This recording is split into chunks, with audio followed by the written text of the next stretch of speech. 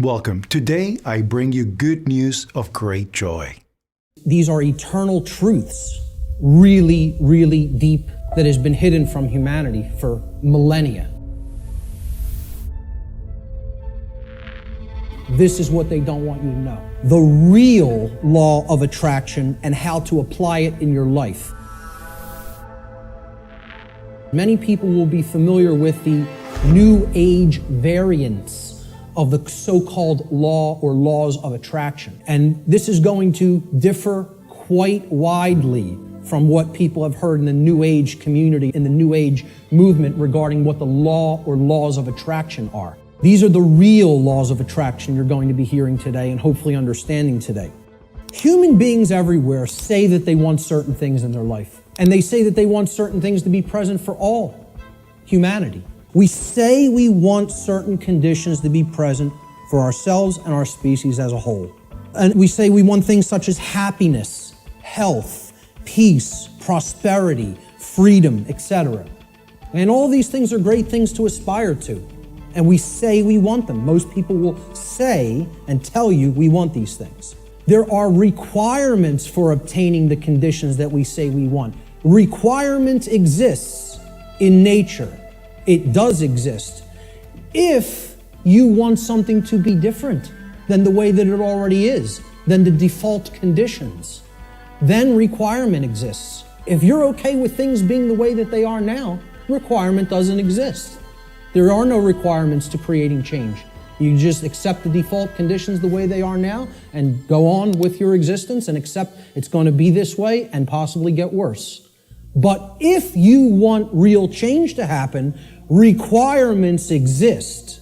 And this is what many New Age teachers will not tell you, or they'll outright deny that requirements exist for creating real change. Specific requirements exist in order for human beings to obtain the conditions that they say they want. If the requirements for obtaining those conditions are not met, those conditions do not just magically manifest by magical means automatically. That's not how it works. This is a key concept to understand. We need to know certain things. Knowledge is required. Knowledge. Knowledge that will spur us to action. That's what's required. This knowledge is occulted, meaning hidden. But what you have to understand right off the bat is that the word occult, it's simply derived from Latin, the Latin adjective occultus. Occultus in Latin means hidden, hidden from sight. The information regarding natural law is occulted knowledge. It is knowledge that has been hidden from humanity. It's held by the few, which is represented here at the top of this pyramid. You can look at this as a pyramid representing knowledge or ignorance. At the top of the pyramid, you have knowledge. The higher you go in the pyramid, the more knowledge. But the pyramid tapers because at the top, very few people understand that information. Down here, you have no knowledge, the ignorant masses. What is this occulted knowledge? Occult knowledge constitutes two things. There's two general bodies of occult knowledge. In the actual mystery traditions and in occult schools, they talk about these as arcana, A-R-C-A-N-A. The word arcana is also Latin. It means knowledge. It means it's dealing with the individual units of consciousness, the human psyche.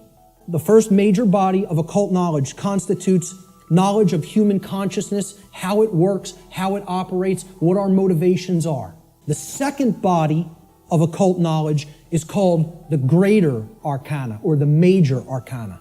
And what these natural laws are unseen and universal spiritual laws which govern the consequences of behavior for intelligent species, for beings that are capable of coming to their understanding. It's been called karma, karmic law, in many Middle Eastern and Eastern traditions. It has been called in some of the Western traditions and Christian traditions moral law. Religionists have called it God's law. Why is this knowledge hidden away from people? And there's a reason for that. In order to create and maintain a power differential. They know how something works, like how human consciousness works, how human motivations work, how human perceptions work, how human beings can be manipulated. This is the thing that all the distractions are there for, to keep you from learning. The endless trivialities, the nonsense you hear on the news, all the video games, all of the nonsense television. It's all there to keep people from understanding this. Truth versus human perception. See these white lines? Imagine these white lines that do not waver as truth. And imagine that the perception that is set against the truth, we're going to take three different individuals. This is individual A, this is individual B, this is individual C. Their ability to perceive what has occurred and what is occurring is what I would refer to as consciousness. If your consciousness is high, meaning it's at a high frequency, that means you're going to have more of an ability to understand and recognize the patterns. If your consciousness is low, you're at a low frequency, you're going to see the pattern less. The longer the wavelength, the shorter the frequency. What that means is how frequently is it going to be intercepting the line that represents truth. The higher the frequency, the more in tune with truth we are. What would happen if this frequency became infinitely high? It would be indistinguishable from a line. And therefore, someone would be aligned to that which is their perception of reality being accurate. Think about this in sound, right? You hear a low bass tone, it's like, then it goes up, and it would go eventually outside the range of human hearing because the frequency went so high. Same concept here. The higher the frequency, the higher the perception of reality, the quality of the perception is going to be. The concept to keep in mind here is perception is not reality. It's the filter we see reality through. Down here is the reptilian brain. It's comprised of the brain stem right here, and this part of the brain is called the cerebellum.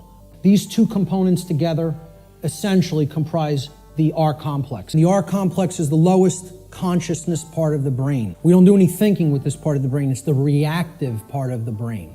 It reacts to stimulus. It's the stimulus response mechanism. In this middle part of the brain, these are all the different glands like the hypothalamus, the thalamus, the pituitary and pineal glands, etc., that comprise the midbrain or the limbic system. All human emotions are facilitated, are made possible by this part of the brain. The neocortex is the outer casing, basically, of the telencephalon, the higher brain. What you have to understand about the telencephalon, or the hemispheres of the brain, is that they're, first of all, bilaterally symmetrical, and they generally control different functions of thought. But in general, the left hemisphere of the brain is what governs logic, analytical thought, and scientific and mathematical thinking, and also linear thought processes. The right side of the brain, the right hemisphere, governs or generally facilitates and makes possible human creativity, all the emotional dynamics of the human being, holistic thought, being able to see the big picture thinking, pattern recognition, and then things like compassion, nurturing, care. Now, if this left part of the brain becomes chronically dominant, the masculine part of the brain, and I'm putting these symbols here, this is an ancient archetypal symbol called the blade. It's a simple upward pointing triangle. And this downward pointing triangle is another ancient archetypal symbol that was referred to in the ancient world as the chalice, the cup, etc. Okay? And this was a rudimentary phallic symbol, and this was a rudimentary womb symbol, representing the male and the female. The idea is to keep a balance between these two. When we have a balance between the two, that's when we're operating on all cylinders, so to speak. That's when real consciousness and pattern recognition is developed. And that's when real morality and ethical considerations are also created within the personality, within the being. People have equated intelligence with intellect, especially in the Western society. All right? Intellect is not intelligence. Intelligence comprises more than intellect. Intellect is left brain understanding. True intelligence is holistic understanding, with the right brain included in the process. The nurturing, compassionate, creative, and intuitive sides of the consciousness together with the intellectual aspect of the consciousness. And you could see this in the word, intelligence, right? Intelle is where intellect comes from, okay? And gens, G-E-N-C-E, comes from the Latin verb generare. Generare means to generate or to create. So it's the creative aspect of the personality or the right brain. So intellect plus creativity, logical thinking plus nurturing and compassion. That's real intelligence, holistic intelligence. And most people in our society are not in holistic intelligence. They're in one form of brain imbalance or the other. If a human left brain hemisphere becomes chronically dominant, the R complex will take over executive function of the brain, and the person will become ruled by selfishness and base desires. And they will develop a personality that is based in domination and control. Conversely, if a human being's right brain hemisphere becomes chronically dominant, the limbic system will take over executive function of the whole brain, and the person will become ruled by their own emotions and develop a personality that is based in submissiveness and naivete.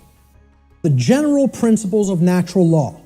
Natural law is expressed through 7 basic underlying principles, plus what I have referred to as an 8th or hidden principle, which you hear very few other researchers, even people who are studying this from the occult perspective, who are studying this from the consequentialism perspective, you very hear them incorporate the 8th and all-encompassing principle. This 8th principle, which I call the lost principle, binds all the other 7 principles together. These principles together constitute a master key through which universal wisdom, including the knowledge of the requirements to obtaining what we desire, is then unveiled or de-occulted. These are the 7 general principles of natural law: mentalism, correspondence, vibration, polarity, rhythm, cause and effect, and gender.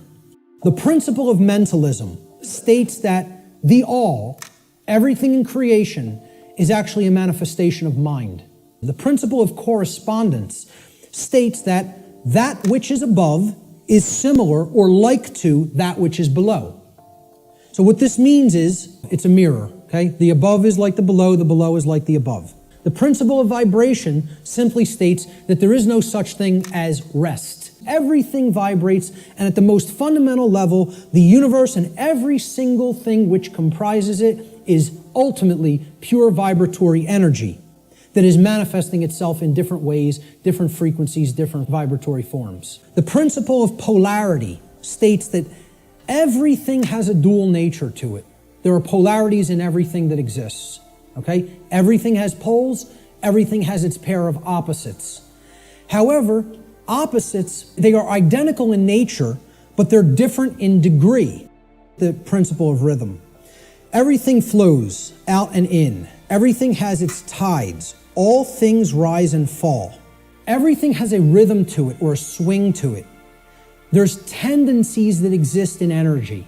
The pendulum swing manifests in everything that we undergo, everything that we perceive. The measure of the swing to the right is the measure of the swing to the left. It's just an opposite. It's perceived as an opposite. Rhythm will compensate. This is the principle here in natural law that most fits in with how I'm using the term natural law today, cause and effect. So the principle of cause and effect simply states that every cause has its effect and every effect has its cause. Every single thing that occurs happens according to law. Chance is a name for a law not recognized. There are many planes of causation, but nothing escapes the law. You cannot change the past. You can change what it is starting now and make sure that it gets changed in the future. But right now, what is the truth, and all you can do is accept that or reject it. The final principle of the 7 principles of natural law are gender. Again, I'm going to talk about an 8th lost one. Gender exists in everything. Everything has its masculine and its feminine components or principles. We've already seen that when it comes to the human brain, consciousness, worldview, etc. Gender manifests on all planes of existence: spiritual, mental, physical, everything. This next section is what I call the lost principle. This is the 8th principle of natural law, which binds all of the other principles together. It's the container inside which all the other principles fit very nicely and neatly. However, it's lost because we're not exercising it. See, we already looked at 1, 2, 3, 4, 5, 6, 7 principles of natural law. And there they are represented by these circles overlapping each other. Here's the 8th circle, the seed of life. Now, what happens from a seed? It grows. It generates something. It creates something. Here's what that principle is. It's the 8th or the lost principle. And it's the thing that has to be present in order for any change to manifest itself. Here's what the 8th principle is. It is known as the generative principle, or the principle which governs creation, which actually is the causal factor that goes into effect and generates the result that we say that we want. But what's the real term for it? Now, most people will say it's love. The generative principle is care. This is different than compassion. People say, why don't you use the word compassion? Because that's not what I'm talking about. It is a different concept than compassion, or even what I would describe as love.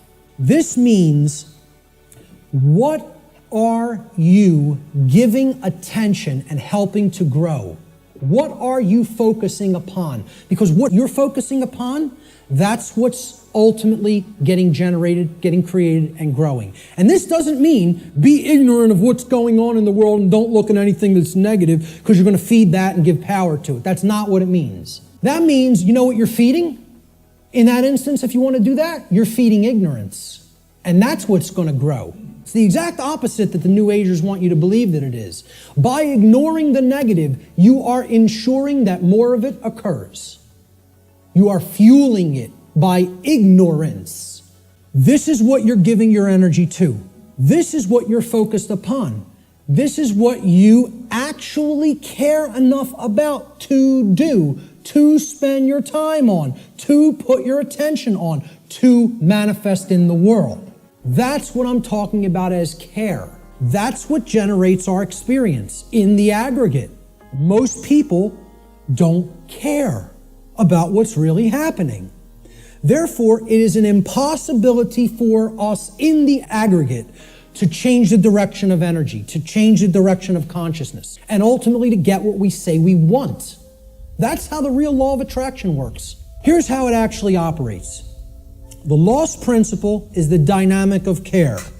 What we care about on a day-to-day basis acts as the driving force of our thoughts and actions.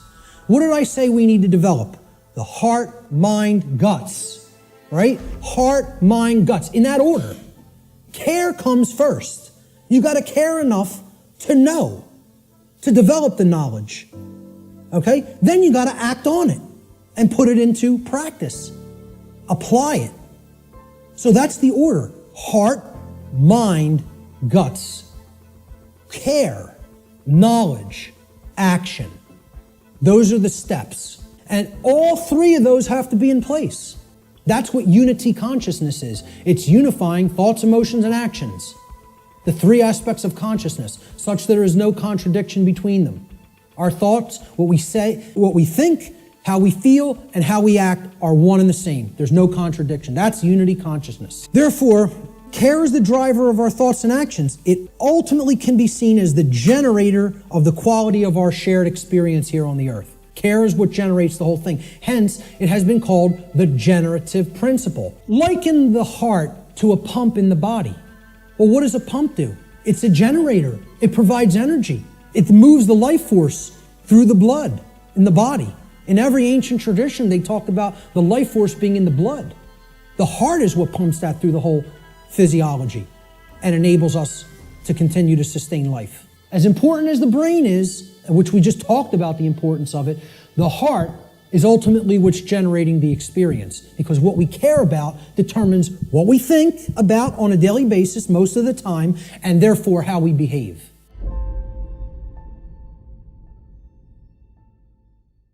Type Amen if you believe in miracles.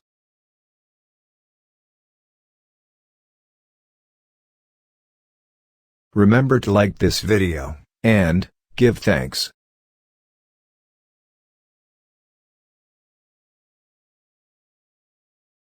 Watch this important message right now.